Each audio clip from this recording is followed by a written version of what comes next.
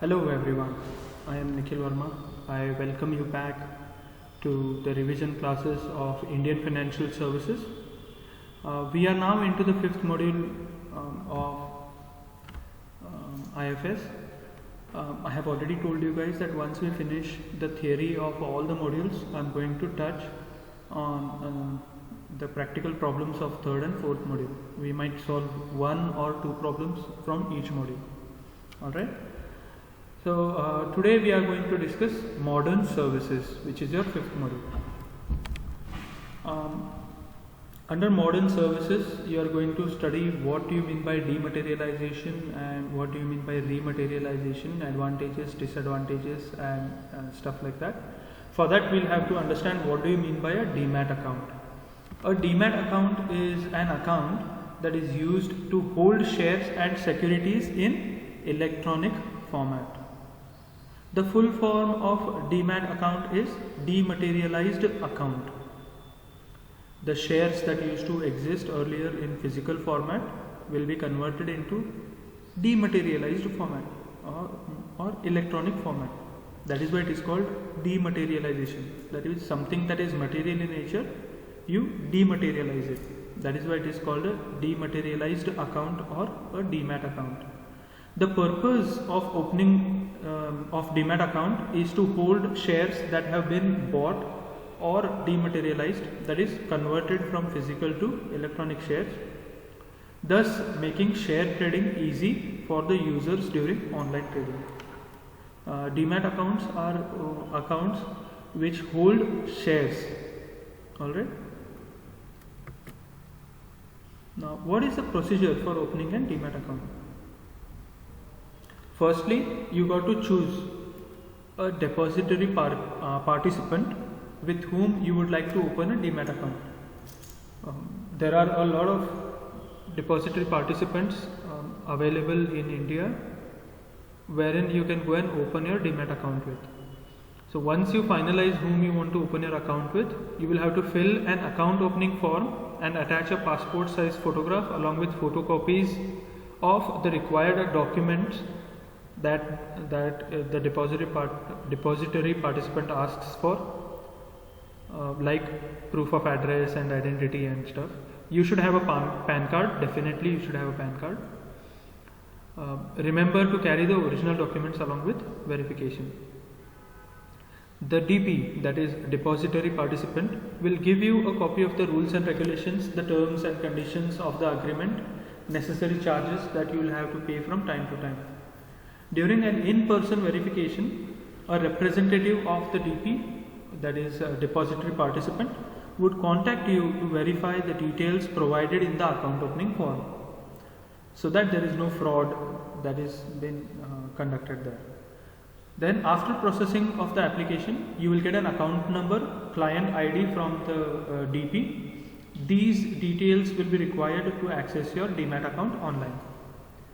When you become a demat account holder, you would be required to pay an annual maintenance fee for maintenance of your account. Additionally, you would be charged a transaction fee for conducting a buying or selling transaction via the demat account. So there will be two types of charges. Some have only one, some have both. So one is an annual maintenance fee that you have to pay per annum, and the other is whenever you do a particular transaction, you have to pay a transaction fee to the DP. In case your shares are in physical form, the DP may charge you a separate fee for dematerialization of those shares.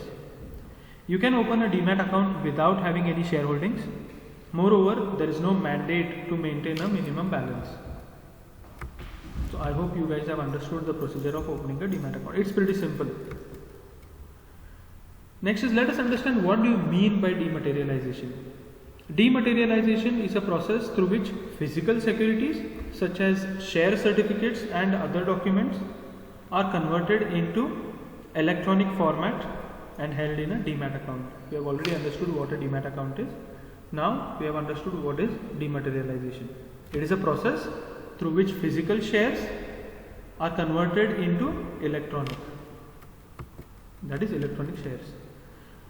You have heard this term depository participant in the previous slides. So let us understand what do you mean by a depository or a depository participant. First, let us understand the meaning of a depository. A depository is an institution that holds the securities of investors in the electronic form in the demat accounts. So the institution that holds the securities in electronic formats in your demat accounts is called a depository. The primary function of a depositor is to transfer the ownership of securities from one account to another after a trade has been made. So it is the responsibility of a depository to transfer the ownership from you or to you, depending on whether you have sold or you have purchased. If you have purchased shares through your demat account, then it is the responsibility of the depository to transfer the ownership of shares to your name in your demat account. If you have sold shares, then it is the responsibility of the depository to transfer the ownership from your name, from your account, to the person who is purchased from you. Meaning of a depository participant. A depository participant is described as an agent of the depository. They are the intermediaries between depository and the investors. The relationship between the DPs and the depository is governed by an agreement made between the two under the Depositories Act. So between the users, that is the investors, and the depository, there is an agent known as the depository participant. So these depository participants help us open the account, maintain a demat accounts and stuff like that. What are the objectives of demat account or dematerializing your shares? Why should one dematerialize the share? First is safety. See, possessing shares in paper format carries a lot of risk. I will take my personal example. My father had invested in Daivatnya Bank and he had certain shareholding, and these shares existed in physical, they were not dematerialized, they were in the physical format. Now we had a lot of shareholding, but when I went to check with the bank, they did not have the copies with them. The copies were supposed to be there with my father, but I did not find it anywhere in the house. Neither did my father remember where most of the shares were kept. We only found some of them. That means there is a risk of loss or misplacing them, or there might also be damage to the certificates. Since the certificates are made of paper, quality of the paper depends anyways. And since they are made of paper, the longer the duration of shareholding, the more chance of you misplacing them or damage being caused to them. So dematerialization of shares eliminates these risks of loss or misplacing them or the damage that is caused to the certificates. Next point, the next objective why dematerialization is important is accessibility. A demat account makes equity trading and your shares accessible. You can easily trade. That is, you can trade in securities, view your holdings, transaction history and etc. right at a click of a button. The next point is ease of trading. Like I told you in the previous point itself, that paper certificates had to be sent to the company, or the registrar or the transfer authority in OTCI cases, that is over the counter exchange. In that, you had to physically transfer shares, which took a lot of time for the shares to be physically transferred to the purchaser. But with the help of dematerialization, it happens at a rapid pace. You can trade in shares very easily. The transactions are very seamless and they are streamlined. Next is cost effective. Stamp duty applicable on transfer of shares, and apart from that, there were a lot of indirect charges that were there in the earlier system, but with the introduction of dematerialization, a lot of those costs have been reduced. So it is cost effective. Then next, number of shares. Earlier there were multiple restrictions on selling of shares. Shareholders could not sell shares in odd lots. However, demat account has eliminated that, and it has become very easy these days to buy and sell shares in any number. Variety of investments. With the diversification of investment option, a Demat account can store mutual funds, bonds, government securities, ETFs as well, apart from shares. Well, looking at the advantages, all the objectives that you have studied can become the advantages or will become the advantages. So we'll just move on from the advantages and we'll look at the disadvantages. Trading in securities may become uncontrolled in case of dematerialized securities. Yes, there is no control because there is no limit, right? You can buy and sell how much ever you want. So sometimes it may become uncontrolled. It is compulsory for the capital market regulator to keep a close watch on trading in dematerialized securities and to check that trading does not act as a detriment to investors. So it becomes tedious job for the capital market regulator to keep an eye on the trading. The role of key market players in case of dematerialized securities such as stockbrokers needs to be supervised as they are capable of manipulating the market. Yes, very well. If it is online, the middlemen can manipulate the market. So again, the capital market regulator has to keep a watch on these people. Multiple regulatory frameworks have to be followed, including the Depository Act, regulations and the various bylaws of various depositories. And additionally, agreements are entered at various levels in process of dematerialization. So investors might find it a little bit complicated.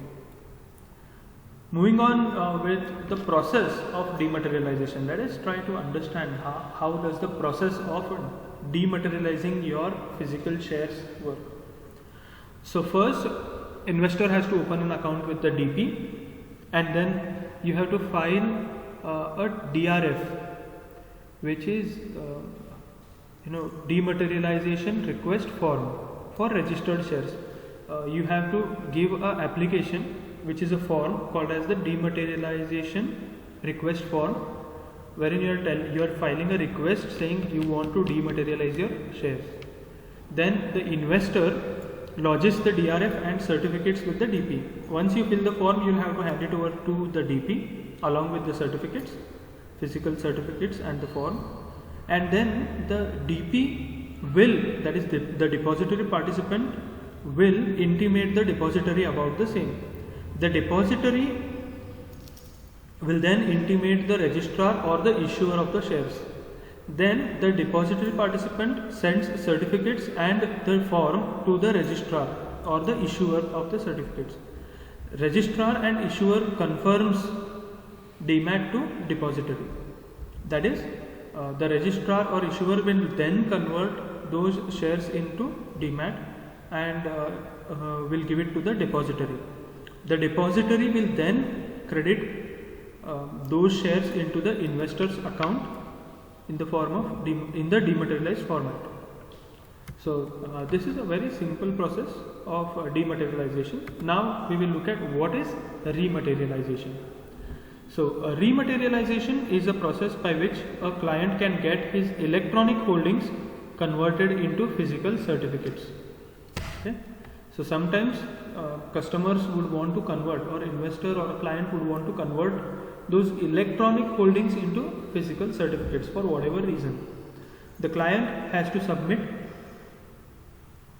the rematerialization request to the DP with whom he has an account. So in this case, they have to submit an RRF, which is rematerialization request form. Let us look at the rematerialization process. Client submits RRF to DP. Like I just told you, what is RRF? They have to submit it to the depository participant. Depository, again the same procedure where the depository participant intimates the depository. The depository will intimate the registrar or issuer. DP sends RRF to the registrar and issuer, or registrar or issuer. Registrar or issuer then prints the certificates and sends to the investor. Registrar or issuer confirms the remat to depository. Investor's account with DP will be debited. So all the dematerialized shares that are there in the account will be debited and physical copies will be sent to the investor.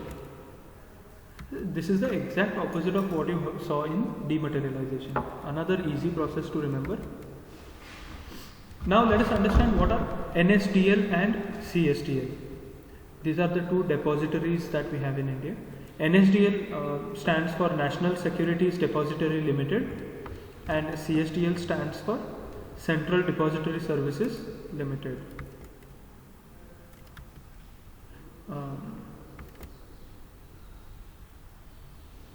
Next is online trading. This is the last part of your fifth module, that is online trading. Online trading is an act of purchasing or selling financial products on the internet. I hope you guys know these things already. However, the trader buys and sells using an online trading platform, that is called an online trading. So what all can be bought and sold online? Bonds, stocks, that is shares, futures, international currencies. These days you can even have, you can invest in gold online, and other financial instruments. There are a variety of financial instruments that can be traded online. Now also let us understand what are online trading credit rating. A credit rating is given to a company or an organization or a government body by calculating its ability to repay the debt and to predict the likelihood of default. Okay, so there are certain credit rating agencies that rate an organization, be it government organization or private institute. The rating is given on the basis of their ability to pay the debt, or when they predict, or if they predict the likelihood of a default. So most of it is done on the basis of the history of payments made by that organization. On the other hand, a credit score is given to an individual after taking a look at his credit history and repayment behavior. Like I just told you, the credit score is given on the basis of an individual, is given on the basis of their credit history and their payment behavior. If you have taken any loan, do you repay it on time, or have you defaulted on any of your EMIs? On those basis your credit score is generated, that is of an individual. Now we are going to understand what are credit rating agencies. A credit rating agency does assessment of financial strength of companies and other government entities.